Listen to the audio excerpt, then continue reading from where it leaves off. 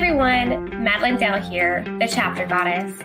I am a mom, author, blogger, freelancer, podcaster, producer, and overall creative. With this show, I really want to focus on creatives and bring their authentic self to life. How are they motivated to pursue their passions? What have been the struggles along the way?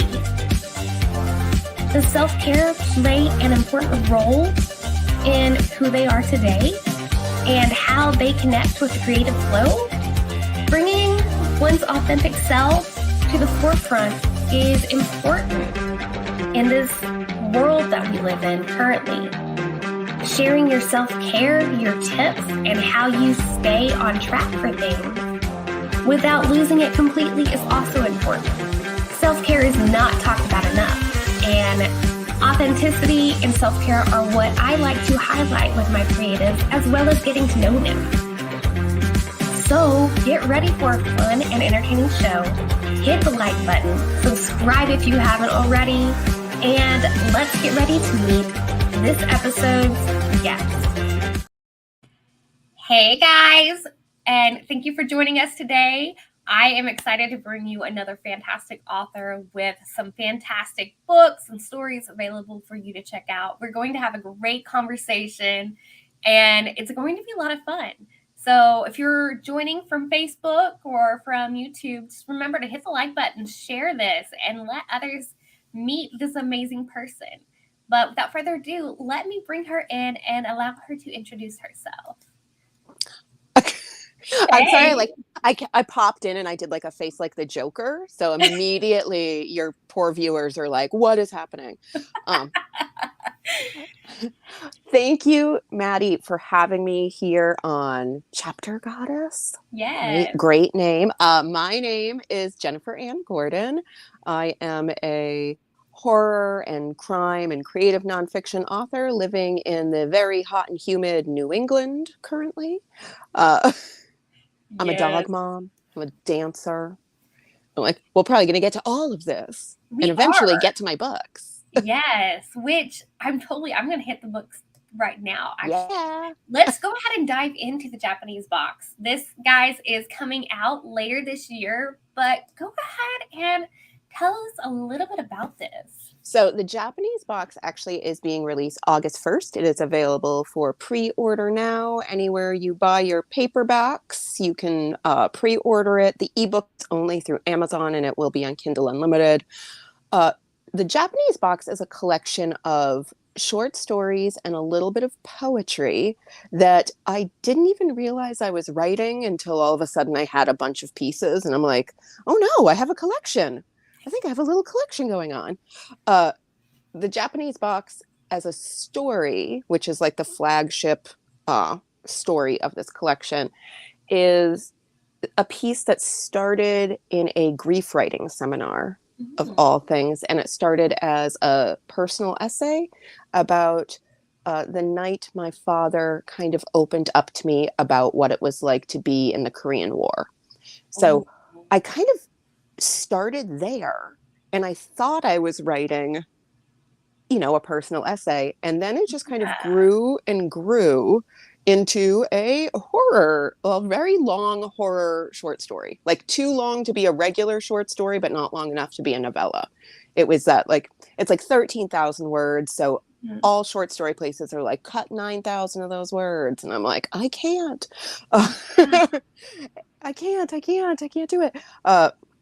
So that's where that piece started. There's also, a few other short stories in there that started a lot like creative nonfiction and turned into horror stories. Yeah.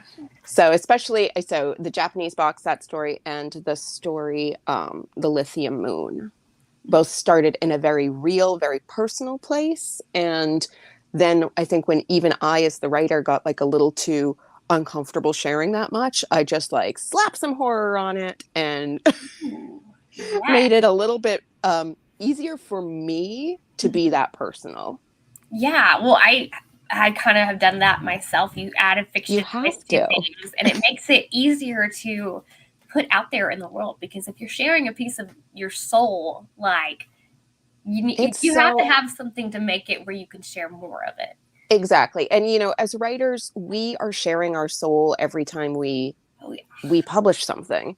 And it's petrifying. Like like this collection, the Japanese box, people are, they're excited, they're talking about it, and I am probably the most scared I have ever been yeah, because it started from such a personal place. I'm like, oh my gosh, this started as like, you know, as my most honest writing.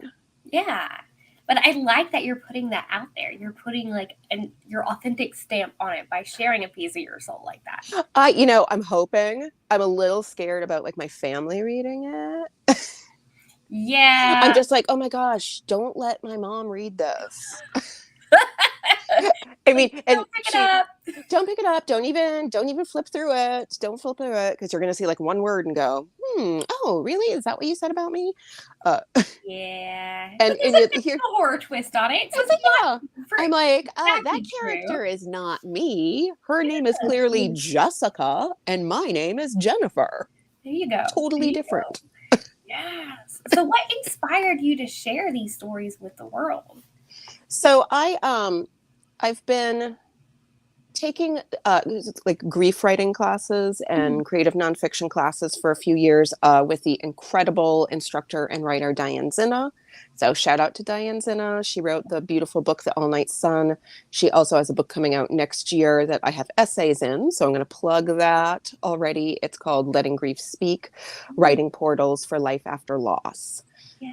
So in this group, I've made incredible friends, and we meet every other Sunday for grief writing. And grief writing doesn't have to be the death of a person. It Mhm. can be losing your career. It Yeah. can be not having the body you had 5 years ago. It can be like I've written essays about my hair falling out and my, pets that pass away, jobs I've lost. I mean, so it's just been such an incredible community, and so many people come back, week after week, or now it's every 2 weeks. And I just felt comfortable sharing the parts of me that I don't normally share. Yeah. And it's amazing that amount of grief that can come from different things really like in Yeah. the world. So And one of my especially, best friends leads a grief share group in her yeah, community and it helps a lot. it's So really important. It's important work that we have to do Mhm. for ourselves, for our loved ones. And honestly, like the past few years, we as like just humans have all experienced the same kind of trauma with the pandemic and losing people at such an alarming rate that I think the work like grief writing or creative nonfiction or speculative memoir, I think these things are going to become more and more important. Yeah, no, I totally agree. And I feel like a lot more people may actually be turning to writing, like you mentioned the journaling, which is great because that's a form of self care for a lot of people. So, Yes. and that's another topic I love bringing on the show is the self care. And on top of all the grief writing and everything, what else have you done to help process everything and take care of yourself mentally? Oh, better living through medication. I will just I suffer from chronic depression and severe anxiety disorder. And and I was on, this is like too much information, but that's okay. I was on Xanax for a really long time, which is Mhm. incredibly addictive. It made me fuzzy. So I made the decision several months ago to go off of that Mhm. medication, and I was petrified because I was like, oh my gosh, I'm never going to sleep again. But I went on a different medication that I love a lot. Mhm. I do online therapy when I need it. I have stopped telling myself not to feel feelings. Yes. Oh, because I think so much of self-care is knowing and expressing your feelings.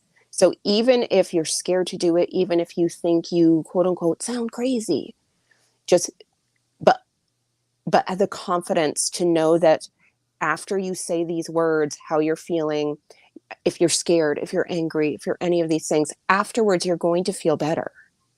Like, yes. so don't be scared of those feelings.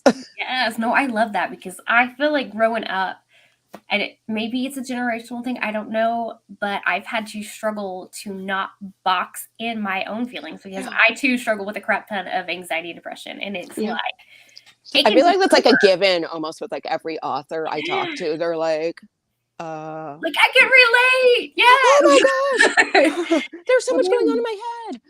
Yes. And it's so crazy because a lot of us too, like as creatives, we struggle finding self-care methods because a lot of people turn to creativity, but that's what we do. I Like, know, like that's my so, job. yeah. So And that's like it's also what I like to ask too, because there are so many different ways for creatives to find that self-care or to practice self-care, you know? yeah. No, and I love that you said like you struggle with like boxing up your emotions and like, Hmm. I live in New England. We're pretty closed emotionally vibe up here. Ah, And my parents were very much a let's not talk about our feelings ever. Let's not have feelings. So, and again, like this is going to wrap right back around to the Japanese box, which is like, yeah. that conversation I had one night when I was a little girl with my dad, who never talked about anything. And Yeah. like one night he opened up just a little. Yeah. And it just sounds like it probably just came pouring out then. It did. Oh. It's not good to box up your emotions, guys. I know. You take Not that lid off and good. here it comes. Yeah. Oh, man. So with writing this story, did you find that it kind of healed some of the stuff you were going through, putting it together? Um, Or I guess stories? yeah. Yeah. No, I think everything I've ever written has come closer to healing a part of me. Hmm. And I think, I mean, there are some things, there are some like deep, deep scars that we all bear emotionally Yeah. that they may not ever heal completely, Mhm. but exploring them can allow you to, I guess, like the horror writer in me is going to say, like, make friends with your demons Ooh. and like know what you have inside you, and it's not always a negative. So like all of the times, again, going back to like bottling up emotions, feeling your feelings, we don't have to be scared of the parts of ourselves that are scary. Like we can be friends with them on the written page, Yeah. and then let them, you know, be friends with themselves like someplace else, and we can go on with our life, our healthy normal lives. Yes, for real. Man. So in this collection, does one of the stories kind of stick out to you? Do you have more ties to it than the others? Or do you feel like it was kind of your biggest emotional piece? So the Japanese box itself is like that story is the most emotional Mhm. piece for me, like the one that is really the most me.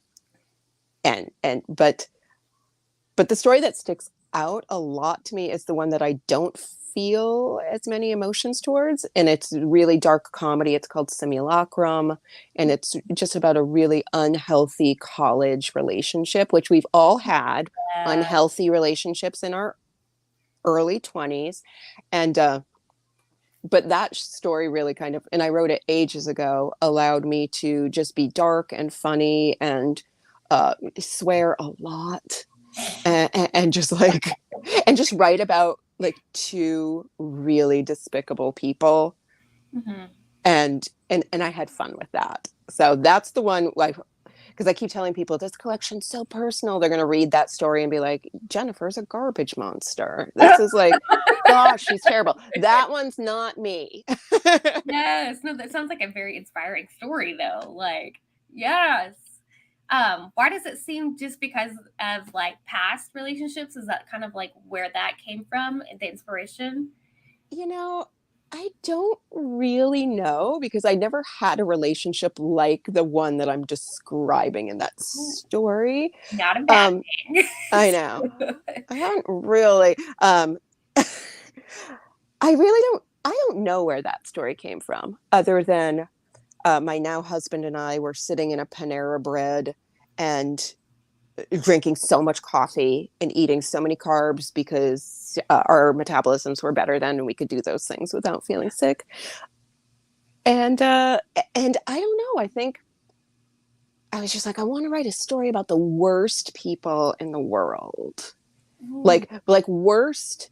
Obviously, there are plenty worse people than these characters, but I just was like the exact opposite of me. I wanted to write about entitled, spoiled, kind of yeah. And then I kind of fell in love with them a little bit, even though they were so terrible. I was like, I'd want to hang out with them at least once. Yeah, Just to leave and go, oh, they were the worst. I mean, it's not a bad thing. Wow.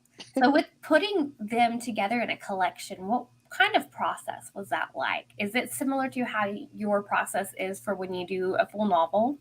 You know, I always say like I was shocked that this kind of became a collection. Because I just had these pieces. Like, you know, the Lithium Moon was my take at what I consider a werewolf story. But it's really a story about mental illness.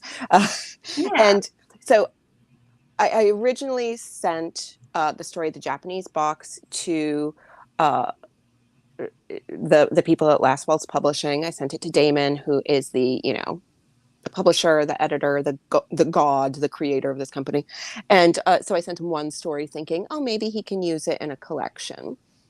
And he was just like, well, this is great. I love it, but it's too short to publish on its own. And I'm just like, oh, I didn't think we were going to publish it on its own. Like, so then I sent him something else. I sent him the Lithium Moon, and he's just like, I love that too. Do you have more? And I was just like, oh my gosh, I do have more. And so I ended up, sending him everything that's in the collection now. And Damon was amazing. He was just like, I want to publish it. And then I said, okay, now I have to talk to my agent, because normally, like, I'm an agented author. So like things go through her and she shops it. Yeah. But not short stories and things like that. So I can submit to like anthologies and places. So then I had to like call my agent and go, I think I got an offer for a book deal, but normally you should take care of this. So I need help. And so then my amazing agent, Paula Mounier at Talcott Notch, she stepped in and took care of ironing out any questions I might have with the contract. But it was such a strange process because I didn't go into it thinking, I want to publish an anthology of my work. I thought of it as, hey, I have a short story. Maybe you'll dig it.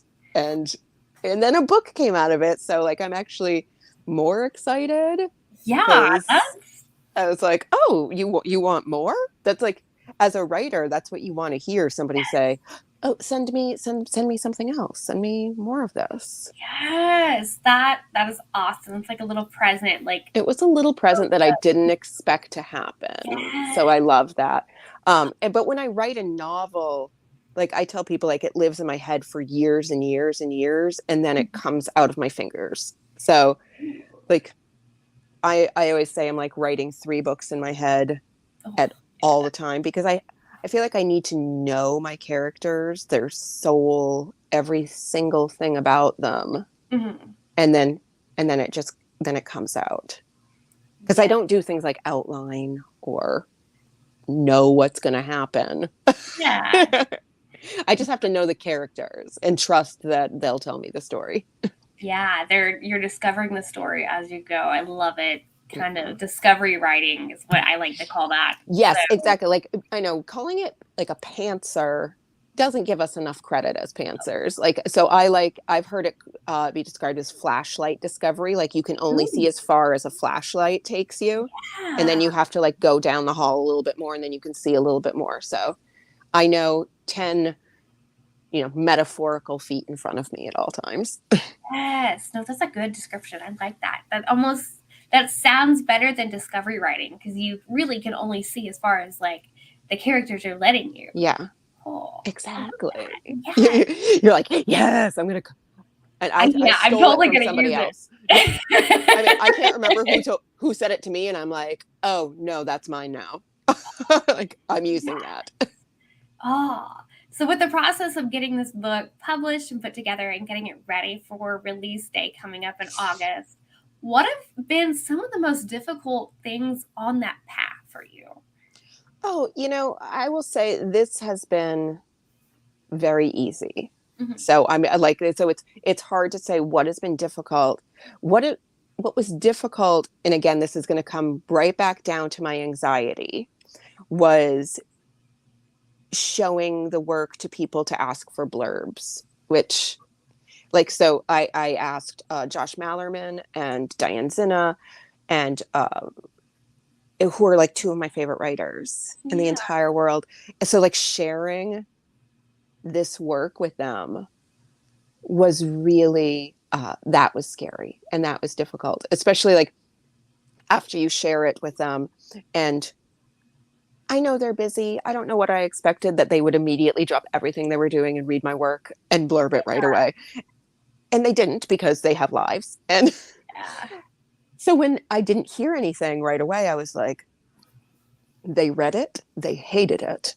Now they hate me, and they are too embarrassed to even talk to me again.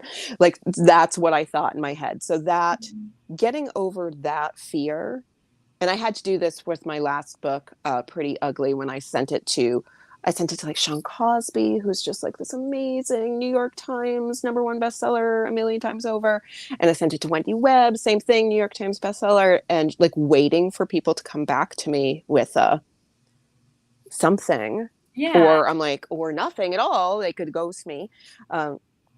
That was the most, so for Japanese box, that was the most difficult, waiting to get those blurbs. Ooh, yeah. No, I would totally probably fall under that anxiety with you on that, waiting to get blurbs, because just like sometimes it's terrifying to see what people actually think, and especially if you like know them and they're like, hey, yeah, I'll give you a blurb, and you're like, will you? Read this. I know. Exactly. Like, what did I just do? I remember the day Josh Mallerman, who, he wrote Bird Box, he wrote Daphne, he wrote like all of my favorite books. He like texted me. He's like, oh, I'm starting to read it right now. And I'm like, I'm going to throw up. Yes. Immediately, I was just like, I started sweating. I'm like, I have to meditate or something. I need to take a shower. I need to eat something. I don't know what I need to do. And like interrupting my husband's work day. I'm like, Josh is reading my book right now. And he's like, oh my gosh, right now. And then like for like an hour, I was just like refreshing my phone. Like, is he going to text me? And then he did start to text, like live text me while he was reading it, like the lines he liked. And it was such a roller coaster of a day, because having your favorite writer like your work, there's that should be in pill form. Like, that would be a very expensive it would be a very expensive happy pill. But like, oh, this is like, your idol giving you a compliment. Here you go. Oh my gosh. I could only imagine the sensations that feels like. It's just, I was such a dork. I was like screenshotting everything he sent me. Yeah. Like, just like screenshot, send it to my husband. Screenshot, send it to my husband, who was just literally in the next room. And he was just like, I'm working. Why is my phone blowing up? And my husband would do the same thing. Stop blowing my phone up. I'm really excited. I'm really excited. You just put it on silent. Yes. But I had to share it with somebody, and like I was such a fangirl and just like a grateful writer for that entire day experience. And yes. Oh man. So what are some of the things you hope this book does for readers once it's out there in their hands? Oh, I know it's like a huge. I know that's such a huge question. Honestly, I hope people reflect on the small moments of their life that they didn't realize were life-changing. Oh, yes. And explore that. Mm-hmm. And just like, and the subtlety and the like the beautiful bittersweet nature of life. So the little moments, take a little moment that you thought didn't matter and realize, you know, like butterfly effect, that how much it actually did mean for your life. Yes. Oh man, it's so crazy to sit and think about those small things that really go on and affect life. And my favorite analogy, which this, it kind of made me stop. This was in a kid's book that I was reading to my son. What they were talking about, how a pond changes when they throw the rock in, and every little ripple causes a change, even if it's small. And it's just like, that's really deep for a kid's book, man. I know. Like, that just gave me chills. Yeah. Maddie. Because I was sitting there, I was reading it to my son, and like, for him, it just, he's fine. He's like it a goes pond. over his It's head, a but I'm rock. sitting there, and I'm like, holy crap, man. Like, wow. So Yeah, life-changing thoughts right there. Oh, Yeah. man. Yeah. And I think he's fixing to intrude. So I apologize ahead of time, guys. If he does poke his head in here, the TV probably stopped or something. So I was like, give me like 30 minutes to do the show, bud, and we'll be done. So I had to trick my dog to leave this room because the second I put my phone in my ring light, my dog was like right here. Like, yes. oh, like, and I'm like, no, you can't. Hey. Yes, bud. We're not done yet, so you're gonna have to go back in there. You say hi. Okay, well, go and take fire. I love what's happening right now. Kid, cat. We'll talk about it. Go. You can go have a treat. Yes, go. Take Pyre with you. Take the cat. Good to go. I love live streams specifically for things like this. Yes. I don't know where the cat went. I have 4 cats, so that's a lot. One of them like always has to be in here. I think he left. I don't know. He's normally my son's shadow. So it's, like, I know. I like the one that just walked in. Take him out of the bed with him because he like tries to wake him up and play. I'm like, Pyre, no, he's got to sleep. So, gosh. Oh, man. But so with the book coming out in August and everything, you're excited for it to get in readers' hands. Excited and scared. Yes. What do you have planned next? Do you have an idea that you're working on for what comes next? I do. I have a book that's out on sub with my agent that I think needs a rewrite. So I'm processing that. And I'm also about 35,000 words into another work in progress and a couple months of writing in my head of a few other things, because there's always a lot going on. Yeah. And I really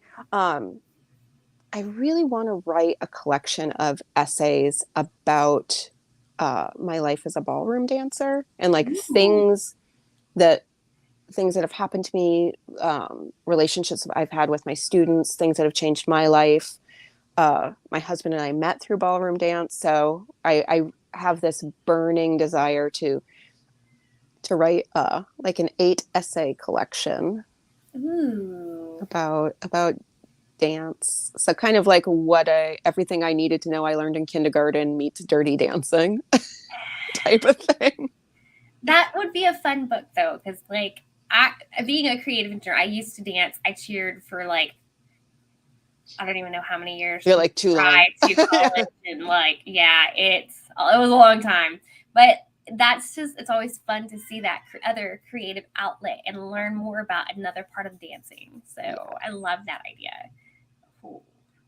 I definitely look forward to seeing that idea. I know. I'm like, well, then now I have to. Now that I've said it out loud, I have to do it. Just put it up on the board and be like, yes, it's going to happen. Like, it's going to come.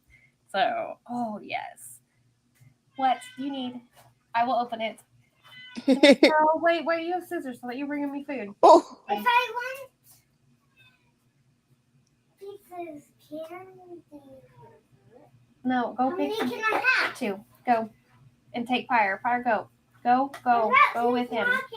Well, just go. He comes in, the cat comes back. He goes out. And the cat is not going. So shut the cat in here with me. Now you're trapped. Yeah.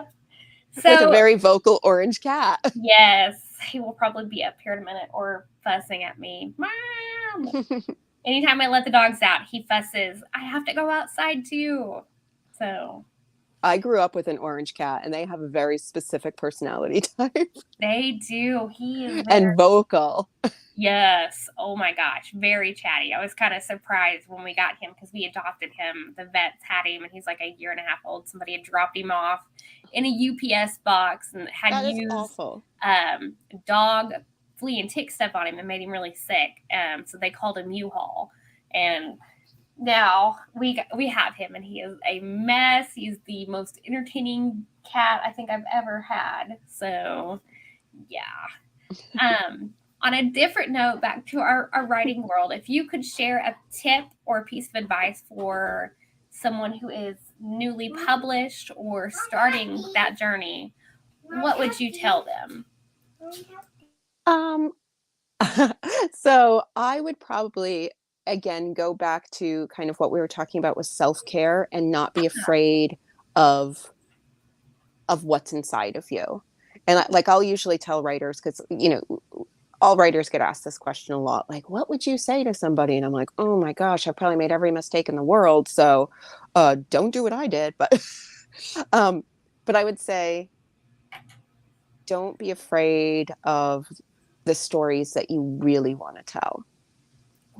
If they're not commercial, if you think your voice is too quirky and weird or dark, don't be afraid of that. Don't be afraid of the voices in your head telling you this is the story you should write. Listen to that, because at the end of the day, yeah, the money could be great. It could not be great. I mean, you're a writer. Yeah. The most important thing is the work. That is beautiful. And you guys watching, here is her latest drop coming up in August, not October. Oh my gosh, my brain. Make sure you check out the Japanese box and other stories at her website. You can get the link to that below. But Jennifer, go ahead and tell our listeners and viewers where else they can follow you at. So all of my links are on my website, which is jenniferanngordon.com. I am on Facebook, Jennifer Ann Gordon. I'm on Instagram. I'm technically on Twitter, but I am not good at Twitter, and I'm very rarely there. But Facebook is where I am the most active, Facebook and Instagram. And also every Wednesday, I host my own podcast called Vox Vomitus. So that's actually going to be tonight at 6 p.m. Eastern Time live. And that's it's an author interview podcast where my co-host Allison Martine and I talk to best-selling authors about what went wrong during the writing process. Ooh, that sounds like a great one to watch. It's very uplifting, because you're just like, oh, like best-selling authors make all the same mistakes we do, and they are just like us, going, I'm petrified that my book's coming out and people are going to hate it. Yes. Oh my gosh, for real. But you guys, thank you so much for watching. And Jennifer, thank you so much for being on the show today. Thank you. Make sure you guys hit the like button, subscribe, and share this video on your socials. Give us some love. Check out our websites, and we'll be live again soon. I hope you enjoyed the show. Don't forget to hit that like button and subscribe to get future notifications when shows come out. Also, be sure to check out my website. I have a blog featuring this creative with some other fun and interesting questions. You can also subscribe to my newsletter there to stay up to date with all things The Chapter Goddess and Madeline Dale. Once again, thanks for watching, and have a great rest of the day.